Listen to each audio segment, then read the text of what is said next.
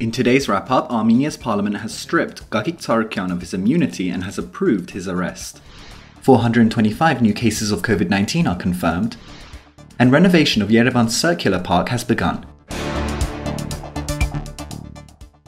Armenia's parliament has removed Gagik Tsarukyan's immunity after a request from the country's law enforcement agencies. 87 members voted for the motion, whilst Tsarukyan's Prosperous Armenia faction as well as the Bright Armenia faction boycotted the vote.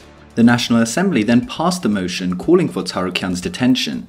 Tsarukyan, who is a business magnate and leader of Armenia's largest opposition party, has called the charges part of a campaign of political persecution on the part of the Pashinyan government. The National Security Service has opened 3 separate investigations into Tsarukyan, one regarding vote buying during the 2017 parliamentary elections, another for the illegal acquiring of land in Arinj, a village near to Yerevan, and the third for financial irregularities worth around $60 million related to 2 casinos owned by Tsarukyan. Yesterday, the National Security Service raided Tsarukyan's residence and summoned him for an 8-hour-long interrogation. His supporters gathered outside the NSS building, calling for his release and the resignation of Prime Minister Nikol Pashinyan. Tsarukyan spoke in parliament today decrying the Pashinyan government and criticizing the handling of the coronavirus pandemic. Holding 26 seats in Armenia's 132-member parliament, Tsarukyan's Prosperous Armenia parliamentary faction supported Pashinyan's candidacy for prime minister, but later broke with the PM's party after Pashinyan accused Tsarukyan of collaborating with elements of the old Republican Party regime.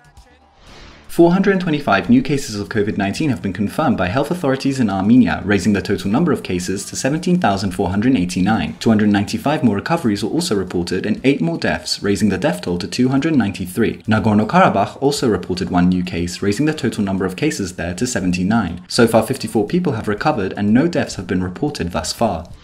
Renovation of a large section of Yerevan's circular park has begun. 16,000 square meters will be regenerated, with a medical center, LED lighting system, and a skate park all set to be added to the park. The public space in the park has been reduced due to the opening of commercial businesses, some of which will have to close. Concept designs of the skate park had already been released to the public by the Yerevan municipality, which Yerevan mayor Hygmarutyan called a gift to the youth of Yerevan.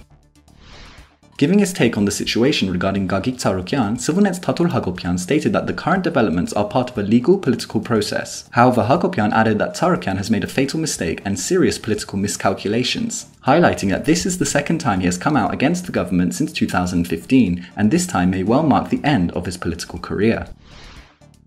And finally, Սիվիլնեթ's team visited the neighborhood of Firdus, one of the oldest preserved districts of Armenia's capital. Dating back centuries, the neighborhood provides imagery of what locals call Hin Yerevan or Old Yerevan. Calls for preserving the district have grown louder after plans have been in the works for years to redevelop the area into a business district.